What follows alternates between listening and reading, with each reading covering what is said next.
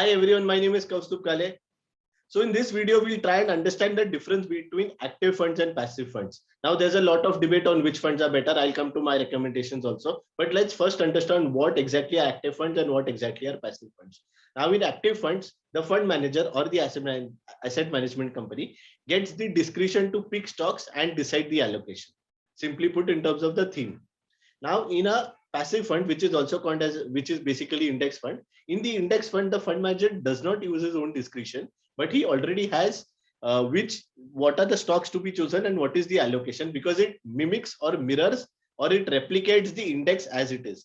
So to give you an example, if it's a Nifty 50 index, then Nifty 50 company में जो companies है and उनका जितना allocation है, exactly that will be the fund, or rather the fund composition and the stocks composition. So basically that is how the fund is built. Here the discretion of the fund manager or asset management company does not come into the picture. And in an active fund, it's completely different, where the fund manager and the AMC has a discretion on what is to be bought, how much of it is to be bought basically.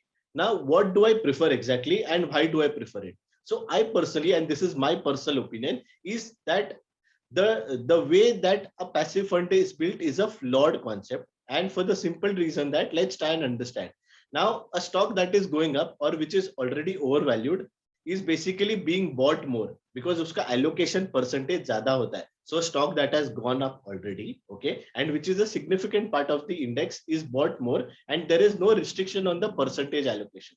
So for example, let's consider as a large cap scheme or other a Nifty 50 index fund. Okay, here now if TCS or Reliance have the highest weightage, तो उनका जितना भी percentage allocation है उतना ही वो passive fund index fund में bye होगा. And if they fall more, then the index fund, the passive fund will obviously fall more. That is how it happens. Now, for on the flip side, if there is an undervalued company which is available at a small percentage allocation in the index fund, but it can be bought more in the active fund, for the simple reason that the fund manager is using his discretion. So to give you to explain it to you in more simple terms, an undervalued company जिसका actually allocation ज़्यादा होना चाहिए because it may go up more, तो हम allocation ज़्यादा दे सकते हैं in an active fund, but this can't be done in a passive fund because by default the way it is built, it is to be given a smaller allocation based on the allocation that it has in the index.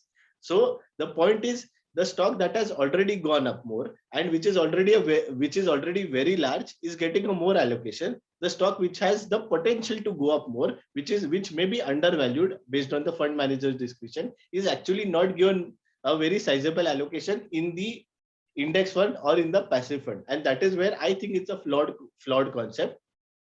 Obviously, that is why I prefer that you stick to active funds and you may have a small allocation in passive fund. So I personally believe that active funds manage risk better for the simple reason that they have a ceiling of percentage allocation. So for instance, if TCS or Reliance has a very high allocation in the passive fund because it is a very high allocation in the index fund, they may not obviously get to use the same allocation in the active fund because there are restrictions based on SEBI guidelines, AMC rules, etc.